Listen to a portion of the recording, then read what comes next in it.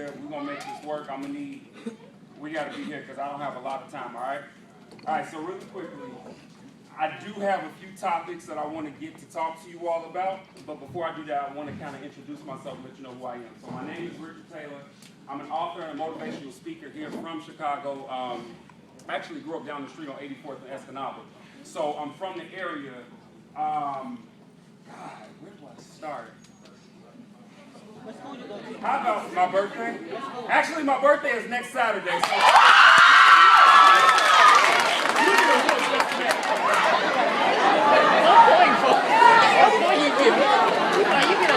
right, here we go. Check it out. This is what I'm going to do. So, real quick. Like I said, I'm an author, I'm a speaker. I travel the country. I'm 26. I travel the country, literally. Speaking at colleges, high schools, foundations, you name it, I do it. I do work with the NFL, the NBA.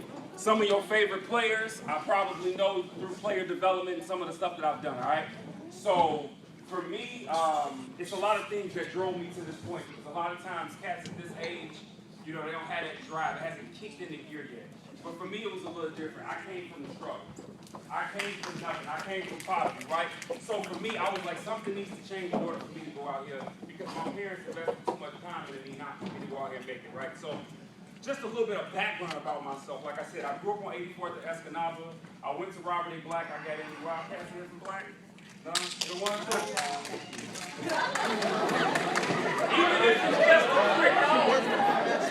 even if it's just a cricket, right? So I went to King College Prep for high school. I was a part of the first graduating class at King. So Baker is real special to me. Ade, Coach Munson, in fact, we randomly found out at the gym one day that we were related. So, yeah, right? Like, I can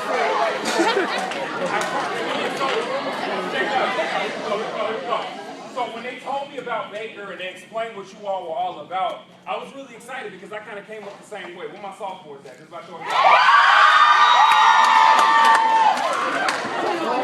all at the top of the food chain. I was the same way. When I was at King, we were the only class there coming in, and everybody else just fell in line under us. So I love it because you all literally are starting a legacy. You all are starting a legacy.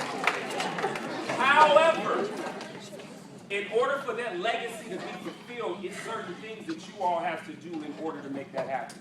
So I'm not going to talk about myself too much, but I do want to at least let you know a little bit about me. From the age of 10 to 20, I struggled with depression and suicide. And I'm going to keep it 100 with y'all. Why? Because, look, we in the age now where y'all dealing with stuff at a younger age. Like, I got kids, I run a few mentoring programs in CPS. I got kids who are 16 having bring your own loud parties, bring your own liquor parties. I go ham on the gram. You can follow me if you want to. But I see people on Instagram, you all's age and what's being posted now.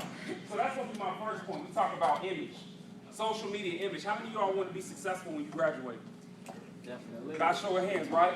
What does it take to be successful? Just one person, shoot something out to you. That's all you do. Hard work, education. Degrees. Oh, there you go. I like that. So, in order for you all to be successful, it doesn't start then, it starts now.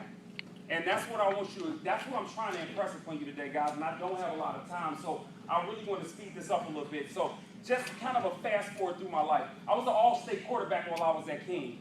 I got accepted to NIU to go and play football. Before I got there, they found out that I had a heart murmur. I had to stop playing ball.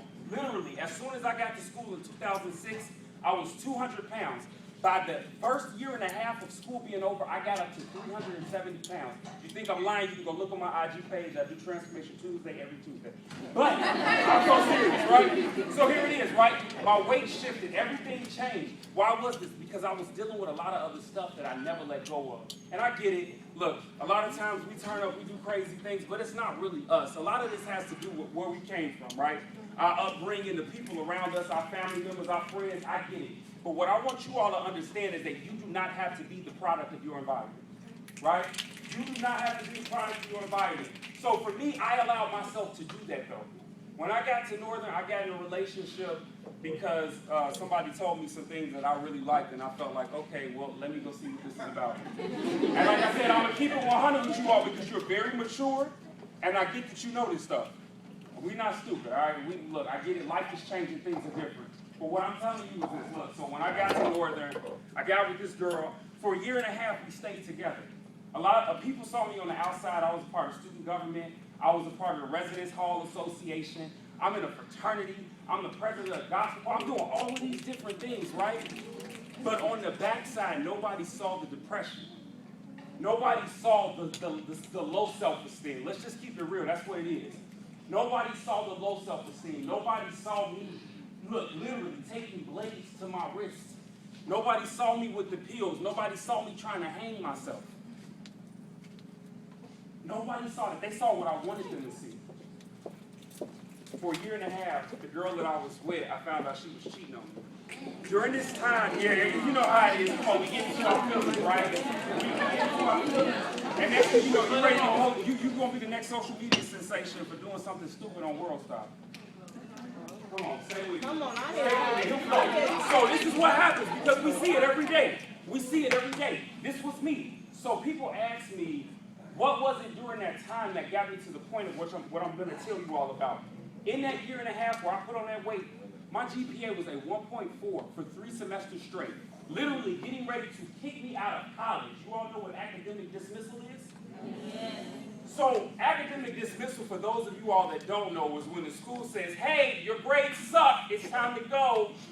They slid a note under my door and they said that if I did not have my stuff together by the end of the spring semester in 2008, I was out of there. During that time, like I said, I found out she was cheating on me. A lot of different things played in during that time. It wasn't just the grades. I'm going at it with my parents day in and day out. Y'all know how parents can do.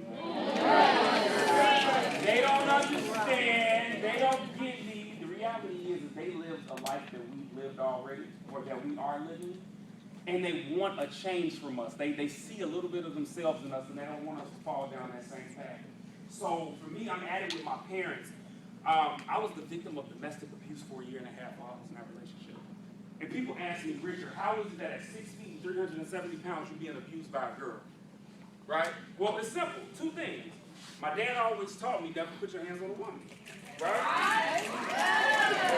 Even though she was beating me down. Here's the other reason. I talked about self-esteem. And look, if you can be honest in the room with me, bro, where my man that's helping me out? Give me one of them books real quick. So, that's all right.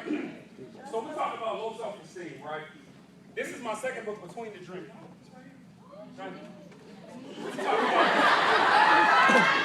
Stay with me, guys. Come on, here we go.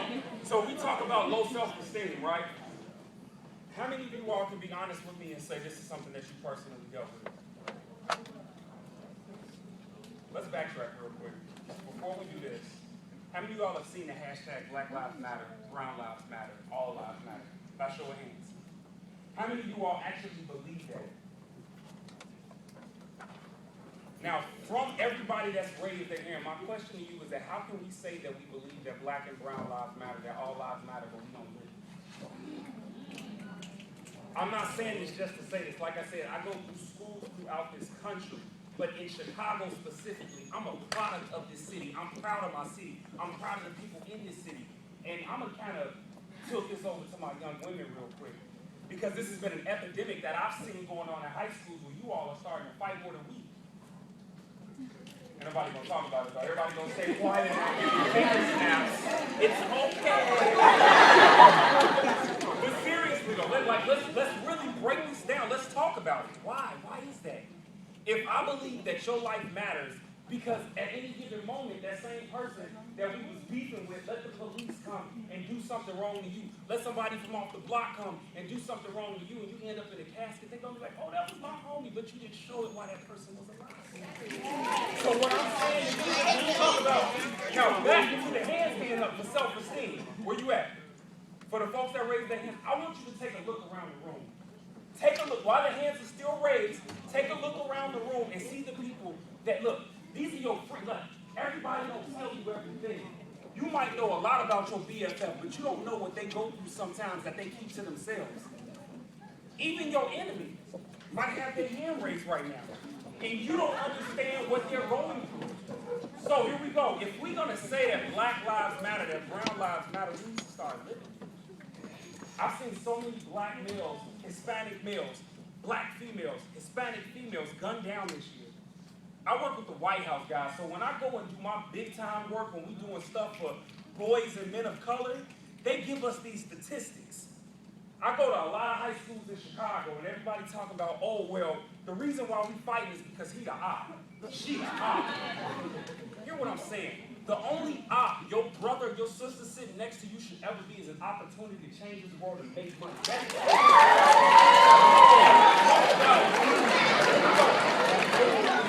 But the reality is your op is not the person in this school that you beefing with. Your real op is the one that's fiddling the strings, that's got you thinking that this hood mentality, that's got you thinking that this mediocrity is all you ever gonna be.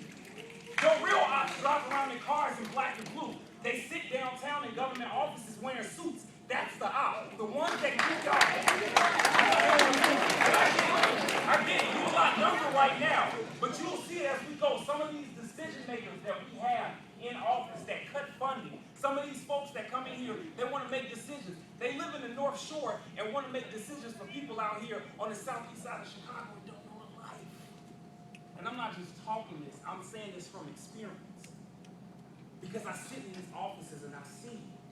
And as I see them not caring about you all, I see your faces like, wow, you got so much potential, but nobody really cares. And I got to that point, right? So I found out this girl was cheating on me. Self-image, how we carry ourselves. All of the weight that I put on was from a mental and emotional standpoint of the things that I was dealing with. So once I found out she was cheating on me, y'all seen the movie Friday, Mike Myers? Yeah. I took that same 12-inch blade down my wrist, and I still got the marks, 5 marks on my arm that you can see. For my pain, for everything that I felt that person put me through. Why am I telling you all this? What? Because this is the reality of where we are. And if we can save somebody's life, your struggle might not look like this. Your struggle could be something else. Your addiction can be something different. But what I'm telling you is that either way, I want you all to understand that this does not have to be your life, right? So after that, I spent a week and a half in the hospital. Lost a lot of blood. The doctor came up to me and he said, you tapped the main vein at the top of your wrist, but no blood would come out. He was like, it's obvious that you're supposed to be alive, but you need to figure out what that purpose is now. You need to understand why you're still here. And that's what I want you all to get to, is this point of, why am I still here? Why am I, like, what is my purpose? It's bigger than what we're doing in school right now. I talked to some of the athletes, the guys in here. We talked about grades. I'm not sure where you are sitting on the grade scale right now, but I'm pretty sure a lot of us can be doing better. Let's be like, can you keep 100 with me? We can be doing better, right? So what does that take? What does that look like? After I got out the hospital, I said that if I'm supposed to be alive, it's time for me to really reinvest in myself and figure out what my purpose is. So that semester, I got involved with a program. Y'all familiar with Upward Bound? Yeah. So when you get to college, they have what's called Student Support Services. It's part of TRIO. It's like the college version of Upward Bound. I got into that program when I got to college, and my life literally changed. A mentor, like this guy came up to me, and he was like, look, I understand you made a mistake, but I believe in you. I see promise in you. I see purpose in you. Those are the words I needed to go on. And from that, it wasn't easy. Guys, change is not going to be easy. But what I'm telling you is that when you can do it, it's going to be rewarding, right? So we talked about this whole idea of self-image. Shortly thereafter, I found out that semester that I got off of academic probation. I got straight A's. That was great. But my health was still bad. I got sick. I went to the doctor that next winter, and I found out my blood pressure was like 312 over 256. Now, I'm not sure if y'all really good with numbers, but that's beyond stroke level. So what I'm saying is that something needed to change. I got to a point where I understood that something needed to change. If I really wanted to stay alive and impact the world like I say I do, see, because a lot of times we talk success, but a lot of times we don't live it. So what I'm saying is that can we get to a point where we just not talking this anymore? Oh, I want to be a straight A student, but you're too busy turned up on IG and WorldStar right now looking at the latest Vine comp. Wow.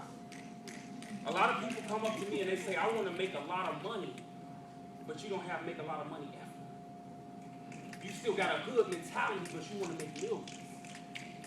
Let's break this mold about being hood rich too. There's a difference between being hood rich and being wealthy. That's fast. Hood rich is fast money. How many of y'all grew up on, or growing up on blocks right now where you see a lot of drugs, a lot of guns, a lot of traffic running through? And the drug boys, let's be real, the drug boys, they look like they out there getting it, right? Short term, yeah, some of them look like clucks, I get it. But for the most part, guys, they want to flaunt, right? Ladies, talk to me real quick. When we go on Instagram, we got guys out here, look, what they say, invest 200, get 2,000 back.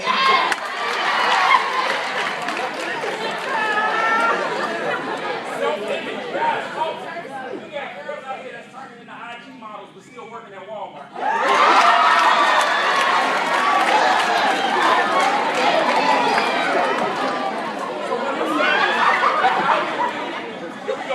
Look, how do we prioritize? How do we begin to prioritize? We can't just talk success. We got to start living like it. We got to start looking like it. I've lost to this day 170 pounds. The way that I lost. The reason why that's so pivotal to me is because I can't just sit up there and tell people about my life and how I overcame, but I'm still looking like dope. And I'm nothing against my old self. But I understood that if I wanted to stay alive, the doctor told me straight up, he was like, if you don't start losing weight, you'll be dead before you're 21. For me, like, you get to a point where you play with fire so many times, you realize I don't know how many more times I have to play with fire before fire burns me.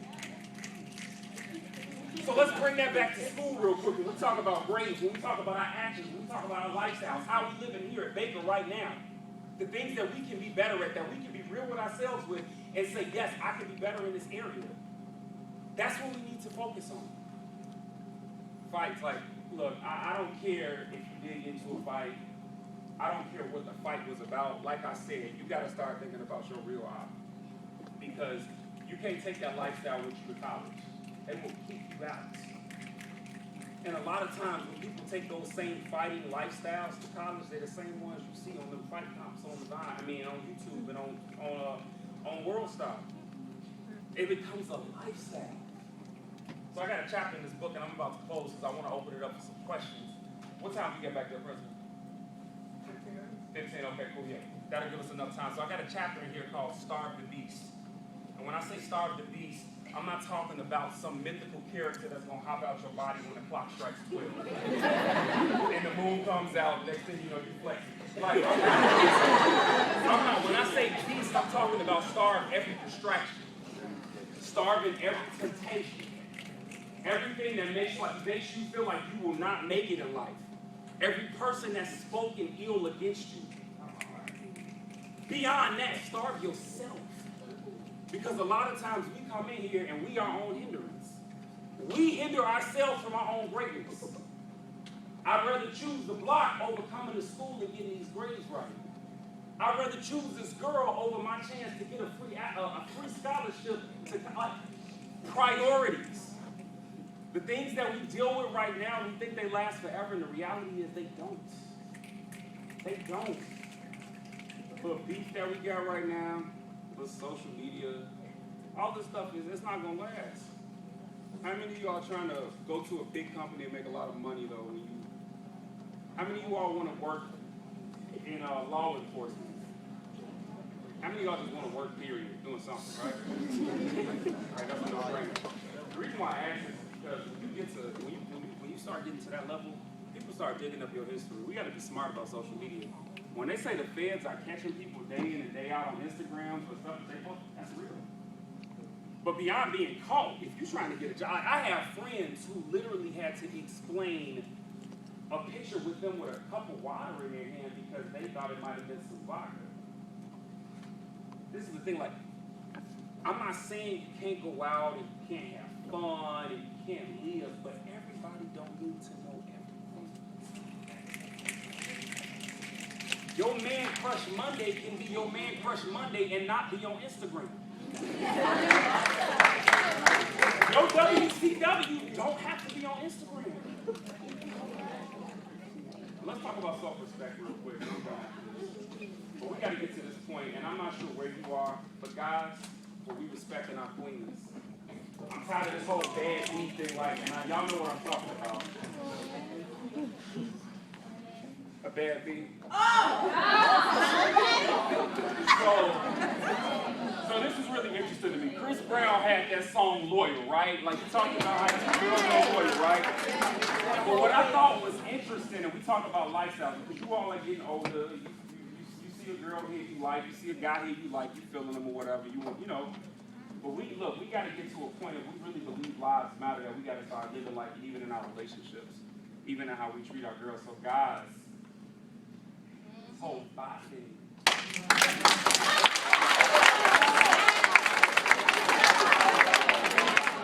Talk about priorities, right? Talk about priorities. You can't live one way and expect the girl to live the same way and then she's something different from you. Vice versa though too. Ladies, come on. We got to respect ourselves. And guys, I'm telling you, look, both of you all, like both you all got worth. You all have a worth, but you got to start living on it. Start acting like it. So when I say starve the beast, these are the things that I'm talking about.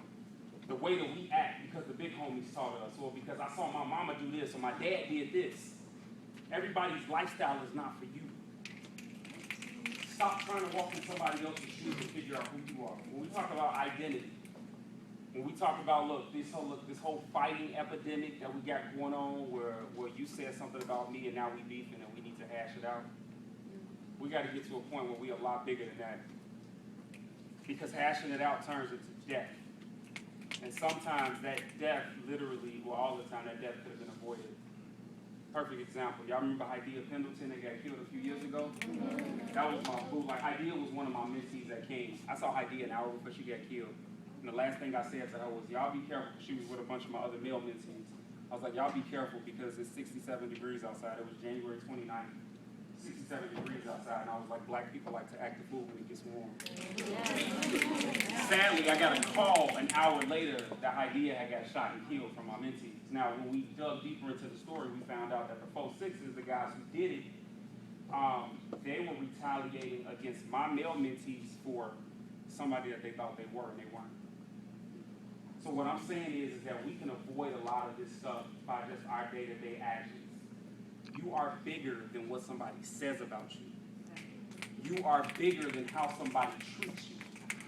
So if what they're saying ain't true, why turn up? Why allow somebody else to control you? Why? Who has power over who? Who's being filled by the op now?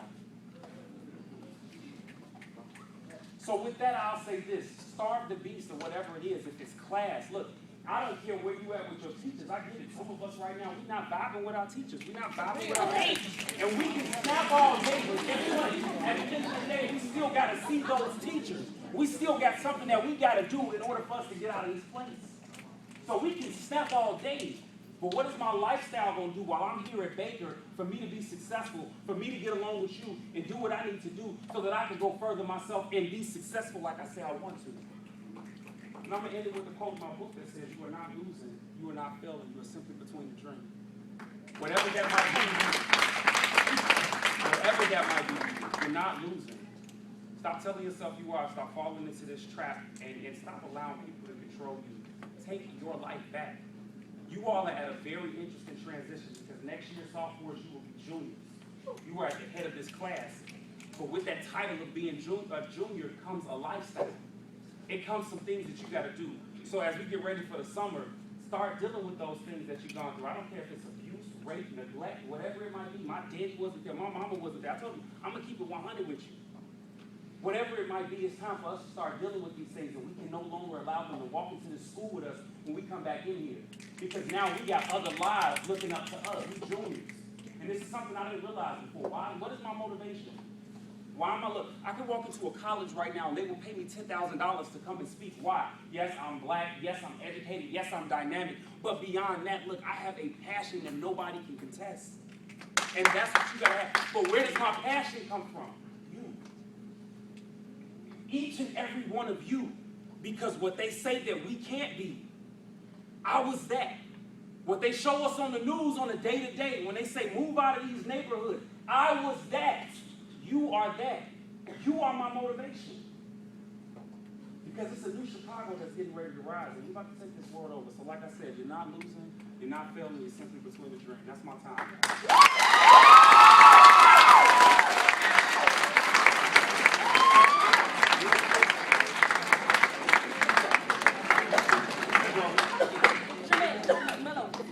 Real quick, we got a few minutes for Q&A, so I want to get some questions. I saw some hands. Was that you had a hand, right? Her hand been up for the longest, so I got you. And then I got you, and then I'll have you move around and pick people like this, okay? All right, here we go. I'm going to give a few copies away to some people. We need to figure out how we're going to do this. But, no, you played it. You said I'm not a you was like, you ain't nobody special. Why you get all me? You played it. But you asked for one, so it's fine.